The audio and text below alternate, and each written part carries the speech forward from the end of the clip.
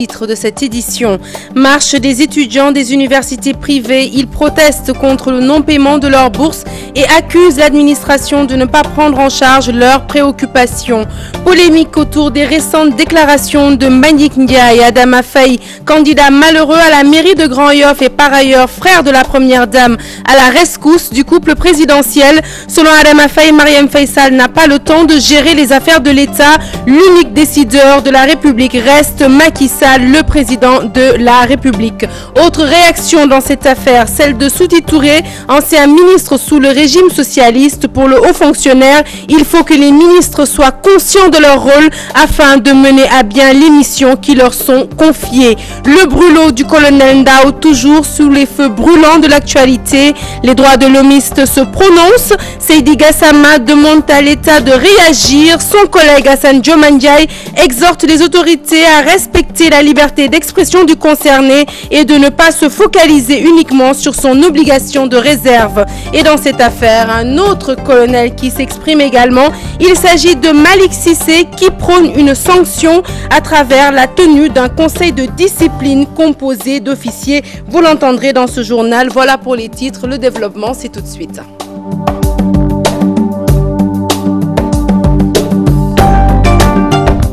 Bonsoir Léa. Bonsoir Sarah. Rebonsoir à tous. La place de l'Obélisque, le point de chute des étudiants des universités privées qui ont marché ce mardi. Ils protestent contre le non-paiement de leurs bourses depuis plus d'un an. Ils accusent également le directeur des bourses de ne pas prendre en charge leurs préoccupations. Plus de détails dans ce reportage signé Aïssatou Païfal et Youssou Baro. Seuls 1% des étudiants des universités privées ont reçu leur bourse. La priorité est réservée aux étudiants du public. Ils ont battu le macadam ce matin afin d'alerter le gouvernement sur la situation désastreuse qu'ils vivent. L'année dernière, nous avons constaté que nous sommes victimes d'une discrimination au sein de nos universités. Le problème demeure dans ces universités privées-là. Donc franchement, aujourd'hui, 8 mois sans bourse, nous ne pouvons pas le comprendre. Alors que nous avons fait toutes les démarches nécessaires pour percevoir nos bourses. Aujourd'hui, quand on a vu le directeur de bourse, il nous a sèchement répondu que je vais payer d'abord le public avant vous. Pourquoi? Ça se justifie, on le sait. Parce que les émeutes qui ont secoué presque toutes les universités publiques du Sénégal, il a tiré une leçon de ça. Des étudiants qui n'ont plus les moyens de faire face à certaines charges. Maintenant, nous avons toujours été dans une démarche pacifique, mais nous en avons assez. Nous en avons plus que assez. Aujourd'hui, nous en avons marre. Alors qu'on comptait que sur ces bourses-là pour s'en sortir. Ensuite, il y a aujourd'hui les tenues au niveau des universités. C'est payant. Nous payons ces tenues-là, mais où est-ce qu'on peut trouver tout cet argent? Aujourd'hui, 90% des étudiants qui sont dans le privé n'ont pas d'ordinateur. On compte que sur ces bourses-là pour avoir des ordinateurs. Avec les étudiants de Ziguinchor et de Thiès, ils lancent un cri du cœur à l'État. Aujourd'hui, parce que la coordination des étudiants orientés dans les universités privées, c'est une coordination au niveau national. Nous sommes en collaboration avec les étudiants de Mbour, de Kaolack, de Thiès, ainsi de suite. Donc, ils ont décrété cette journée pour se faire entendre au même titre que nous. Ils sont en sitting à Thiès, ainsi de suite. Les étudiants des universités privées sont très remontés contre le directeur des bourses. Ils sont prêts à utiliser la violence pour se faire entendre, selon leur porte-parole. Décrit comme un outil qui a eu des conséquences néfastes sur l'orientation des bacheliers par enseignants et étudiants, le site campusen.sn, en tout cas bien apprécié par le ministre de l'Enseignement supérieur et de la Recherche. Pour Mary-Théo Niane, le site campusen.sn a non seulement permis l'orientation de milliers de bacheliers, mais il se révèle être aussi une plateforme efficace de lutte contre la fraude. Nous écoutons Mary-Théo Niane, il est au micro de Mbaké Amar et Alioune Diagne.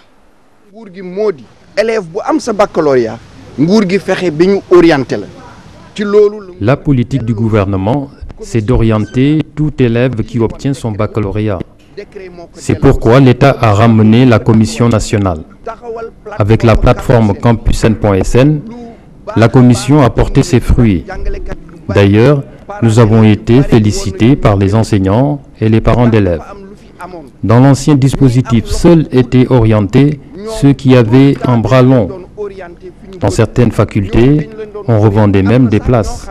L'année dernière, tout étudiant qui obtenait son baccalauréat et qui s'inscrivait sur le site campusen.sn était orienté sur la base de ses résultats. Campusen orienté nous ci lenn rek lañu jël mooy ce résultat baccalauréat. À présent, cette polémique autour des propos chocs de Mbagnick Ndiaye, Adama Faye, candidat malheureux à la mairie de Grand-Yoff et par ailleurs frère de la première dame, nie les propos du ministre de la Communication.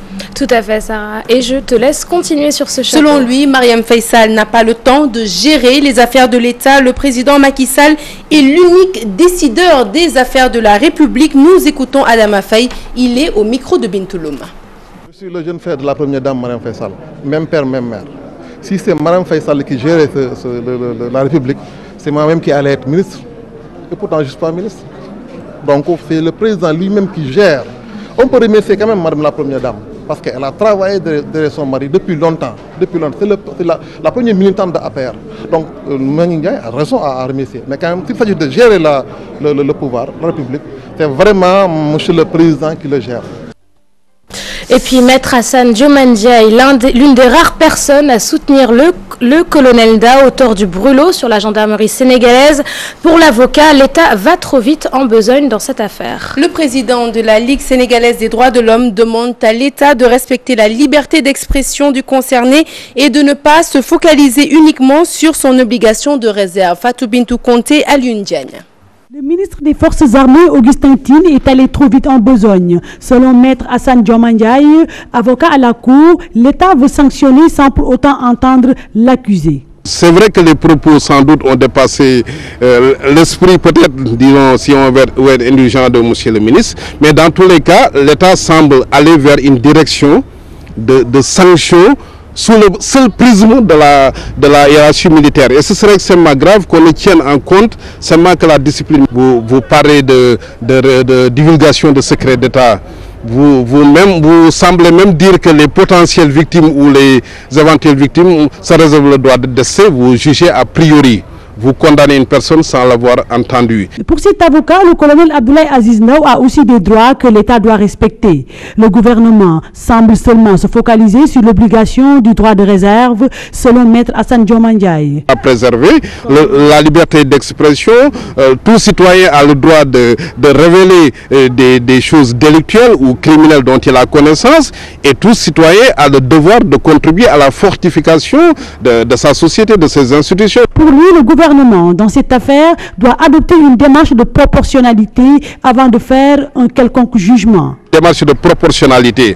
C'est vrai qu'il y a violation de l'obligation de réserve, mais par contre, qu'est-ce qui a pu amener un colonel de ce grade à violer consciemment? C'est parce qu'au moins il veut révéler une chose et il veut que par ces révélations que la société puisse en tirer profit. Même s'il doit être sanctionné, l'avocat pense que ses droits doivent être préservés, que le colonel Abdoulaye Aziz Ndaw ait un procès juste et équitable. Nous revenons sur l'affaire Mbagnick Ndiaye, le comportement du ministre de la Culture et de la Communication décrypté par Souti Touré, ancien ministre sous le régime socialiste. Pour le haut fonctionnaire, la fonction de ministre doit être un privilège accordé aux hommes conscients de leur mission. Souti Touré dénonce également le folklore noté dans les passations de service ces derniers jours. Fatima Taba, Youssou Baro. Le comportement de certains ministres ne rassure pas les observateurs, d'où la nécessité de restituer les choses et les replacer dans leur contexte.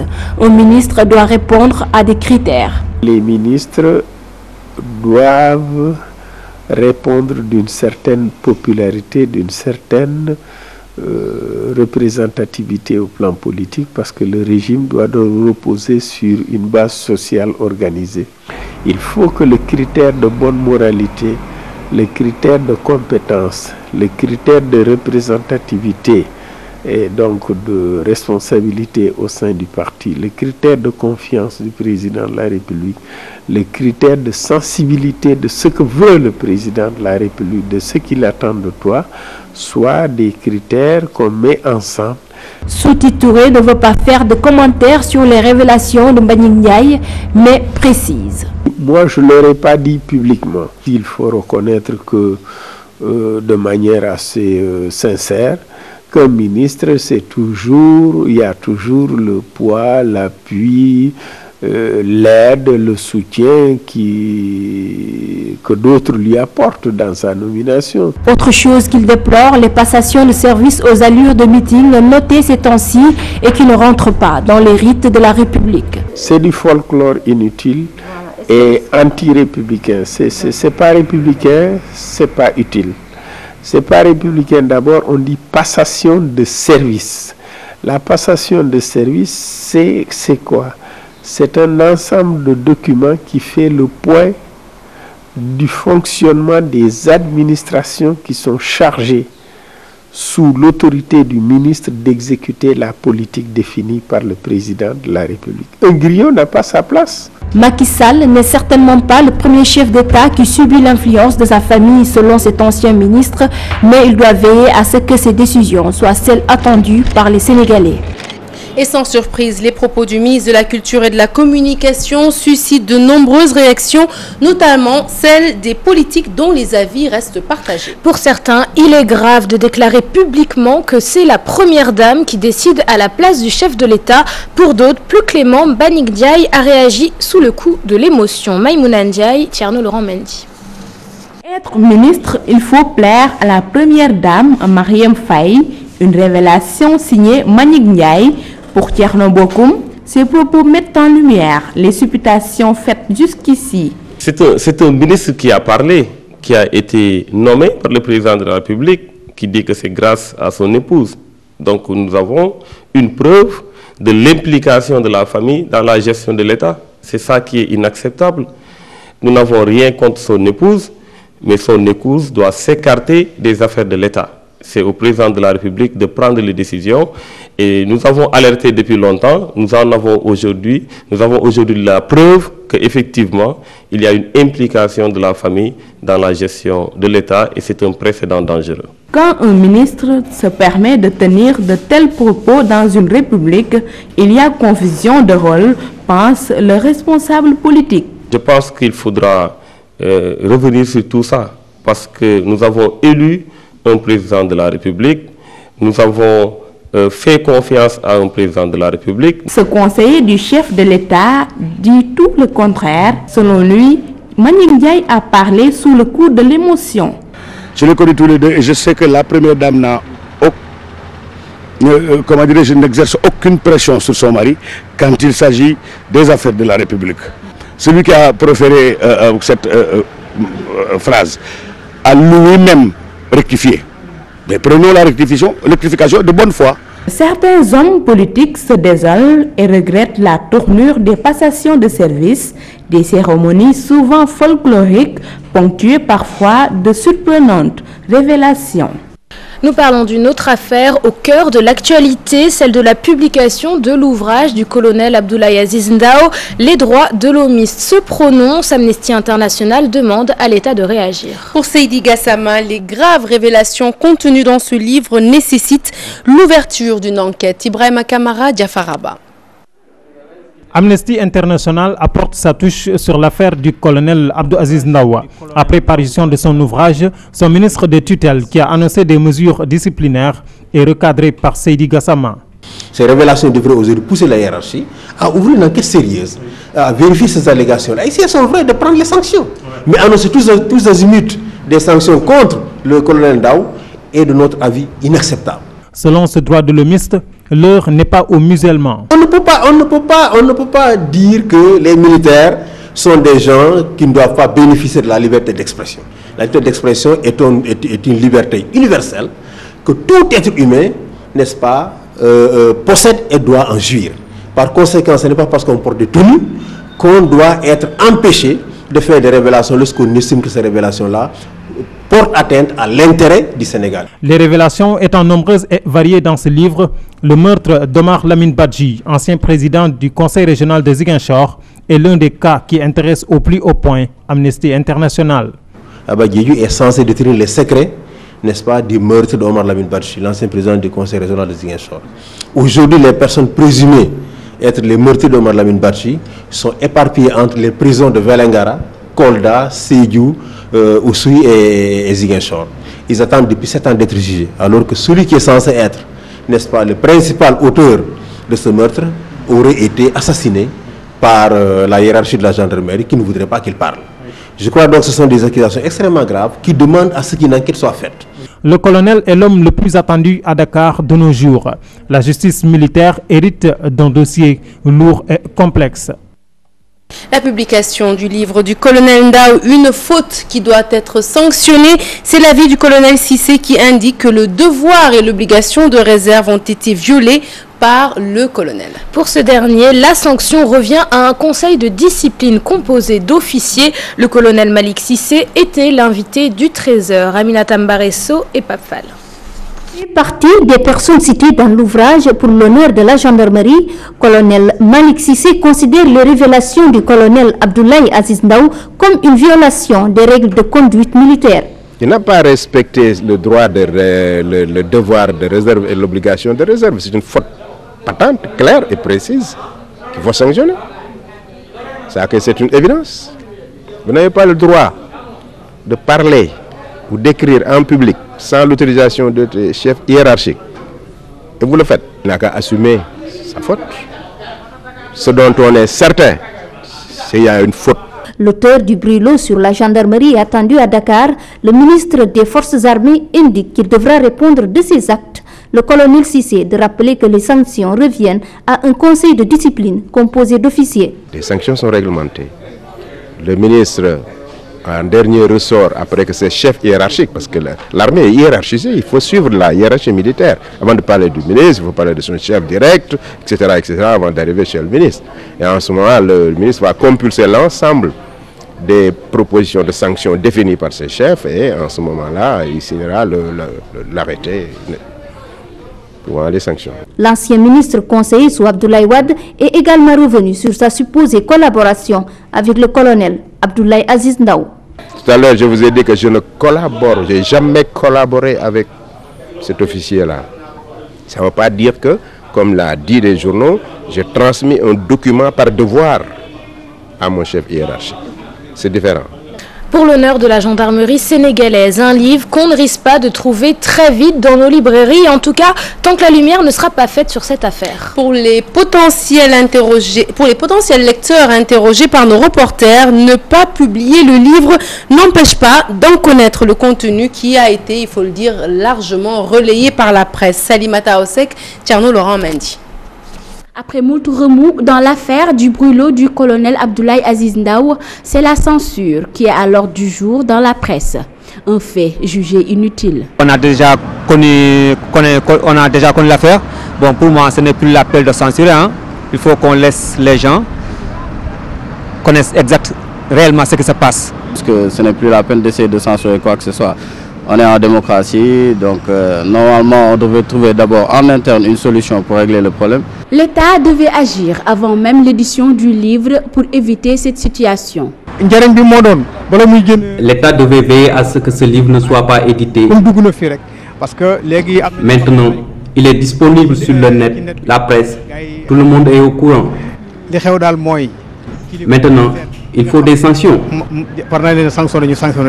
Le Sénégal est un pays démocratique, donc on doit dépasser ce stade de censure. Un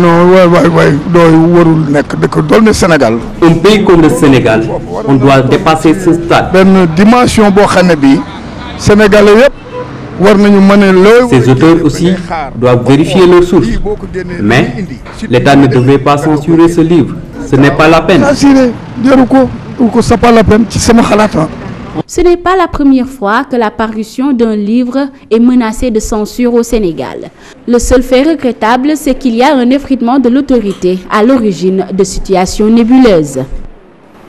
Madiop Diop de la coalition Tahaou Dakarou installé maire de la commune d'arrondissement de Grand Yoff avec 65 conseillers qui ont voté pour lui. Le vote qui s'est déroulé dans le plus grand calme a vu la nomination de 7 adjoints au maire, dont Mamadou Mbaye, premier adjoint aux nouvelles édiles Bintouloum et Mohamed Dian. La commune d'arrondissement de Grand Yoff a installé son nouveau maire. De son vrai nom, Madiop Diop, candidat de la coalition Tahaou Dakarou, sous l'œil avisé de Khalifa Sall. Sur 75 conseillers votants, le nouveau maire a obtenu 65 voix, contre 7 pour Adama Faye et 3 pour Cheikh Ndiaye. Je vous déclare officiellement installé dans vos Le maire a chaleureusement remercié ses alliés, mais surtout la population de Grand Yoff qui l'ont choisi pour changer les destinées de cette commune. Je voulais vous remercier de m'avoir porté à la tête de la commune d'arrondissement de la commune de Grand Yoff. Et ici, et devant tout le monde, vous faire part de ma ferme volonté de travailler main dans la main avec tous les conseillers, sans exception, pour le bien-être de notre commune. Il n'y aura point de coloration politique dans le conseil municipal. Une seule chose est importante, travailler pour un Grand Yoff meilleur. Mamadou Mbaye, Mamadou Sidibé, Bigué Sarr sont respectivement premier, deuxième et troisième adjoints au maire. Au total, 7 adjoints ont été élus. Pour ces nouveaux élus, le travail est leur seule priorité. J'ai le sentiment que nous venons de commencer. C'est pourquoi les populations nous ont mis ici. Nous avons pris des engagements. Nous devons les honorer. Travailler pour satisfaire les préoccupations des populations de Grand Yoff. Le vote a été long, mais au finish, tout s'est déroulé dans une ambiance bon enfant. Le maire et son équipe comptent travailler pour le rayonnement de Grand Yoff. Et nous parlons de toute autre chose. À quelques jours de la Korité, les cordonniers s'activent pour approvisionner le marché. Mais du côté des clients, ce n'est pas encore le grand rush. Même si certains Sénégalais avouent préférer le Made in Sénégal, la clientèle se fait rare. Pour le moment, les étrangers sont plus nombreux à acheter. Reportage Aïssatou Païfal et Alioune Diagne. Rue 11 Médina, des cordonniers sur toute la rue. Sandales, ballerines accrochées au mur, des couleurs vives. Leur spécialité, des chaussures pour femmes. Leur clientèle, des étrangers pour la plupart du temps. Production pourquoi? Mais aussi 90% étrangers la tamit. Supposons comme Burkinabé, Togo, Congolais, Togolais, affaire. Nous ñoo ci gëna gis seen bopp daal mën la mëna wax. Pour nga gis benn Sénégal bu dugg ci benn place, jënd 1000 paires wala 500 paires, c'est rare. Non moom doxagul moom. Doxagul. Dox naan doxewul bu baax. Ces dames préfèrent de loin acheter des produits locaux pour la Korité. Chinois yi moom bari lu may jënd ci ñoom mais artisans yi moom damay jënd jàppale sama réew en plus sol loo xam ne c'est local quoi consommer local disons qualité bi ñuy defar baax na et puis motif yi rafet na et tout ça vraiment. man moom jënd ko moo ma gën a may jënd chinois yi parce que ñoom au moins lu ñu am ci réew mi lay des te chinois yi ni ñu am dañ koy yóbbu feneen ñu fi dëkk ñoo leen war a mën a jàppale di ko jënd daal. Ce cordonnier établi à Mermoz utilise d'autres matériaux pour la fabrication de chaussures. Du cuir, de la toile et du varse. Et même des joutes aussi. Les clients apportent leurs modèles que nous ressortons les chaussures. Nous travaillons là-dessus pour nous ressortir d'autres paires. Et des fois aussi, nous avons des catalogues. Les clients choisissent les modèles dans les catalogues et on essaye de le réaliser. Ah, la Korité, il n'y a pas de commande. C'est la crise. Une production locale d'une grande qualité, mais rares sont les Sénégalais qui s'y intéressent. Les cordonniers sénégalais demandent à leurs compatriotes de consommer local.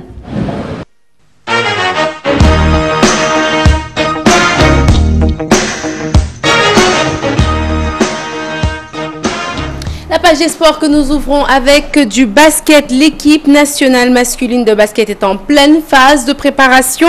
Sur les 22 présélectionnés, 12 auront seulement la chance de fouler les parquets espagnols.